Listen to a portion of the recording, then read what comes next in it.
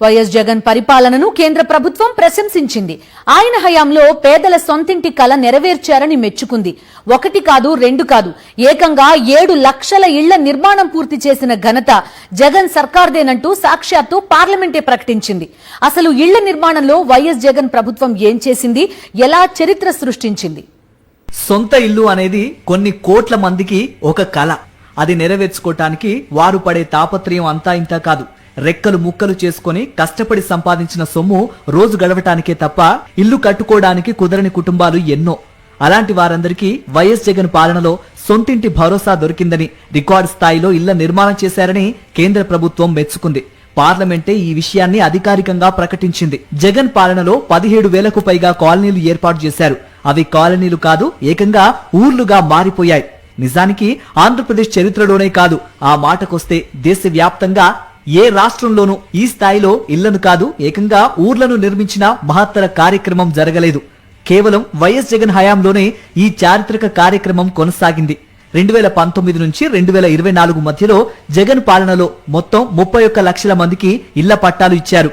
అది కూడా మహిళల ఆత్మగౌరవం పెరిగేలా వారి పేరిటే పట్టాలిచ్చారు. అంతేకాదు, ప్రభుత్వం వైపు నుంచి వివిధ కేటగిరీల కింద ఇంటి నిర్మాణం కూడా చేపట్టారు. 5 ఏళ్లలోనే ఏకంగా 6.85 లక్షల ఇళ్లను పూర్తి చేశారు. లబ్ధిదారులు ఆనందంగా గృహ ప్రవేశాలు కూడా చేశారు.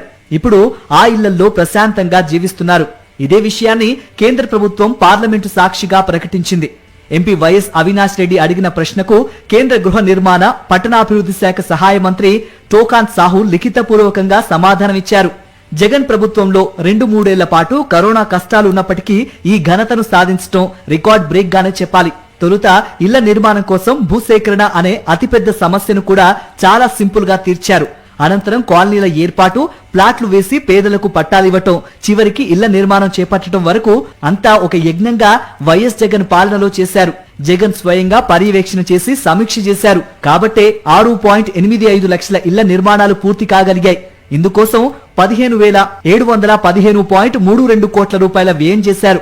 ఈ విషయాన్ని కూడా కేంద్ర మంత్రి టోకాన్ సాహు లిఖితపూర్వకంగా చెప్పారు. జగన్ పాలన తర్వాత చంద్రబాబు అధికారంలోకి వచ్చి దాదాపు 2 ఏళ్లు కావస్తోంది. కానీ ఇప్పటి వరకు ఒక్కరికి కూడా గజం స్థలం ఇవ్వలేదు. ఇక ఇళ్ల నిర్మాణం అనే మాటే లేదు. జగన్ హయాంలో నిర్మించిన 6.85 లక్షల ఇల్లు కాకుండా ఇంకా నిర్మాణ దశలో ఉన్న లక్షలాది ఇళ్లనైనా త్వరగా పూర్తి చేసేలా ఏమైనా చర్యలు చేపట్టారా అంటే అదీ లేదు.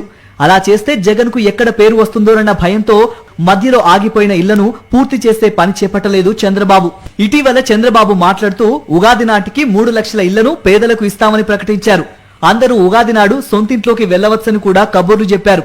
కానీ ఉగాది పండుగ వెళ్లిపోయిందే గాని పేదల ఇంటి కల మాత్రం నెరవేరలేదు. దీని ద్వారానే చంద్రబాబుకు పేదలంటే ఎంత చిన్న చూపో అర్థం చేసుకోవచ్చని వైఎస్ఆర్సీపీ నేతలు స్పష్టం చేస్తున్నారు.